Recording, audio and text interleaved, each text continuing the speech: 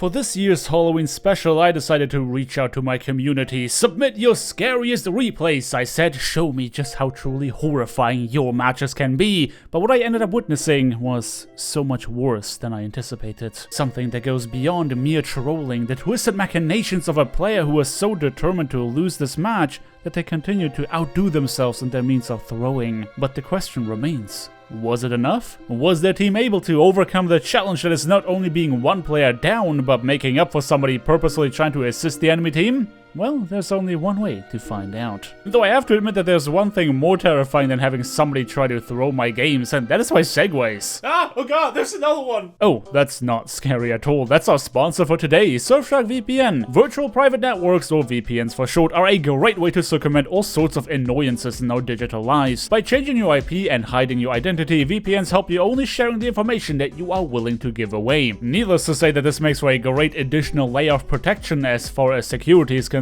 but even when it comes to entertainment, you can reap the benefits of a VPN. A lot of major streaming services are only going to allow you access to a portion of their catalog that was licensed for the country that you reside in. But because Surfshark has thousands of servers all across the globe, you can fool these websites into believing that you are from somewhere else, and as such, unlock the entirety of the content available. As a royal cheapskate, the scariest thing to me is not getting the most out of my money. So if you are anything like me, you'll be happy to hear that you can save 83% on your Surfshark subscription and get 3 extra months for free simply by clicking my link in the description below and using my promo code Terios. And hey, if you don't end up liking it, there's always the 30-day money-back guarantee. Thanks a bunch to Surfshark VPN for sponsoring today's video, and now, onto our standard programming.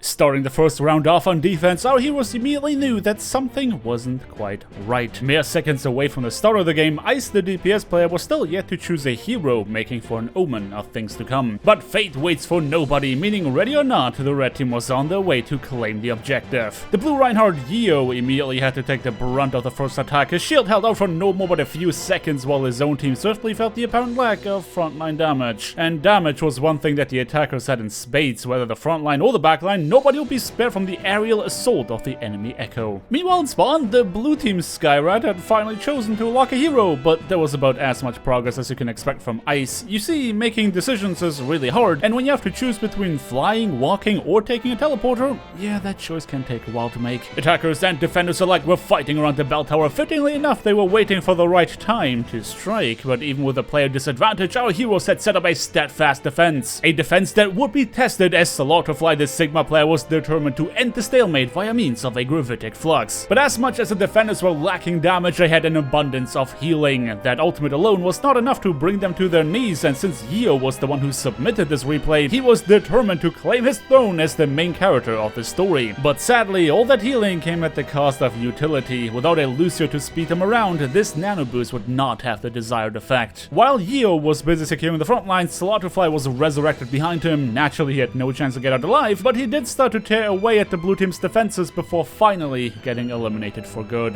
And unfortunately, that was not the only surprise that the red team had set up for the defenders. Oh yeah, we should probably check up on Ice again. Well, they definitely did make a choice, though it isn't going to be one that the blue team is going to like to see. While having them participate in the game could be considered an improvement, Ice had a very different idea about which team they should help. Rather than making a bona fide attempt at dealing damage to the attackers, Ice decided to try and get their attention by occasionally firing in their general direction, though it was obvious that they had bigger fish to fry at the moment. You can see surprise written all over the enemy soldier as they came back from spawn to find a random fire just kind of standing on the street, but at that point it did nothing to help the red team salvage that fight. But Ice was not satisfied with that outcome. Since relying on the enemy team took too long for their liking, they just decided to take matters into their own hands. As soon as they respawned, they went straight into the pit to ensure that they can't be as much as a distraction to help their team. But the defenders were not to be underestimated. Ultimates are the great equalizer of Overwatch, and as long as you know how to use them, there's no player advantage powerful enough to stop you from winning a fight. Though let's not forget that the red team had an ace up their sleeves in the form of a hiding Echo. Yayan found the perfect opportunity to come out of the woodworks in order to keep their comrades in the game. Using their own weapons against them, the blue team found themselves bleeding more and more manpower as the attackers inched their way forward. With every player they lost, the issue of having a thrower exacerbated. Symmetra being their only DPS meant that there was nothing to effectively contest the enemy Echo. Of course, that double main heal composition of theirs was hit scan approved, but they were so busy stabilizing the front line that focusing down the flying menace kind of fell to the wayside. It wasn't until the attackers were fully repelled that their Ana had a chance to try and snipe Yayan out of the sky, but at that point, their weakness became more than apparent. The blue team continued to cycle through their ultimate bank in hopes of full holding the first point. Their supports pumped unholy amounts of healing into their front line, while in turn their tanks had no choice but to deal the damage themselves. Yep, Ice was definitely still just kind of standing there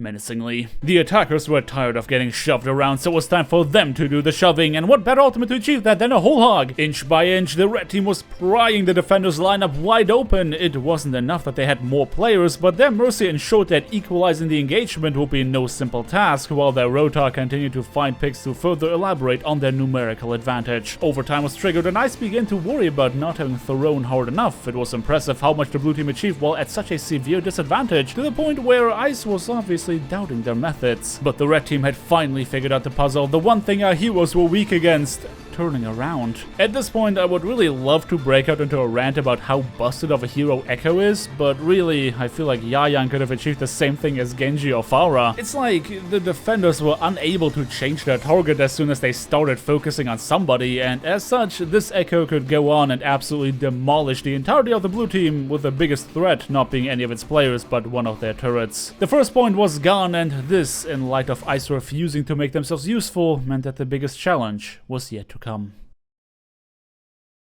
Well, there goes the first point. Something tells me that Ice was very relieved about their team not clutching out the full hold, but what really confuses me is that after having made no effort whatsoever to hide the fact that they are throwing, they began pretending like they are playing the game as soon as their team lost the objective. I mean, what's the point? They're not gonna fool their own team into thinking that hovering off the map was an accident after they AFK'd for 90% of this round, and the sad part was that the enemy team knew dang well Ice was intentionally feeding, which didn't stop some of them from sweating their butts off to get that SR. The blue team was obviously in shambles, and whatever was left of their frontline was hanging on by a thread. The biggest issue though was the fact that the attackers had figured out their weakness, which was getting flanked. But here is the most perplexing thing that happened in this entire game. As Yayan is making their way into the defender's backline, it's almost like they knew that Ice was gonna come out any second now for them to be able to get a copy. If I didn't know any better, I would say that this reeks of win trading. But then, it almost appeared as though Ice felt insulted in their honor for the enemy Echo to copy them. Shortly after that, for the first time in this game, they were actively participating in the fight, and that without intentionally missing shots. But why now? After having intentionally thrown this entire time, why get on the offensive when the red team was about to snowball into the third point? Clearly, their mind was an enigma that wasn't easily deciphered, because just when they helped their team stabilize, a single missed projectile size of their Baptiste caused them to take the way out via means of self-inflicted splash damage. Thankfully, this is about as far as the red team got. The defenders killed two birds with one stone. Swapping to Turbio meant that the turret would not only replace the missing teammate, but it also functioned as a flanking insurance. It was obvious that our heroes were orders of magnitude more competent than the opposition. If Ice was only delivering the bare minimum damage that they provided once already, this game would have already been over. But alas, Ice was a factor they had to play around, whether they liked it or not. Or was it? Who needs DPS heroes when you can assert your dominance with the power of liquefied testosterone injected straight into your frontline? The S key was but a faint memory at the back of this Reinhardt's mind as he waltzed in on the objective as though he already freaking owned it. And at last, the red team had no choice but to yield in the face of Yeo's overwhelming Chad aura. Ice was absolutely dumbfounded when they realized that their contribution was in fact entirely optional, which meant that more drastic measures had to be taken. For the time being, Slaughterfly had to pick up the pace. I commend them for trying to challenge Yeo to a duel, but the tank gap was more than apparent. Our hero realized that the Red Reinhardt was not even worth his attention, completely ignoring them in favor of demolishing their backline. Slaughterfly to disengage lest they would end up as Halloween decor along with the rest of their team, but they would soon learn that the lack of a Lucio would not stop Io from full sending it in the name of stagger kills, and he could do that because he knew that his Zarya had his back. The blue team seemed absolutely unstoppable from the very beginning of their attack round. If you were doubting the fact that this game should have been an easy win for them from the get-go, then I'm certain that this chain of events alleviated your doubt. But let's not forget that there was one specific thing that never failed to bring this team to their knees. While their tanks were eagerly trying to secure space in hopes of ending this game in one fell swoop, the red team's DPS had set up a flank to end all flanks. Their exposed and oblivious backline was falling victim to that surprise attack once more, and in a frustrating twist, our heroes were stopped just shy of the final point. And this was only the beginning of the insurmountable amount of problems the blue team was about to face. Their Pharah continued to do less than air as they got farmed by the defenders, defenders, while said defenders now had the pleasure of sitting their butts up on high ground. Every play they tried to set up was immediately and aggressively countered before they could establish as much as a foothold. Ice had since realized that they could be even more of a detriment to their team by feeding their 200 HP worth of ultimate charge to the opposition every time they spawned, which meant that their Throw-volution was finally complete. Truly, this was a sight befitting of a Halloween special, an uncontested hitscan hero on high ground, a completely oblivious attacking team that refused to look up, and a throwing teammate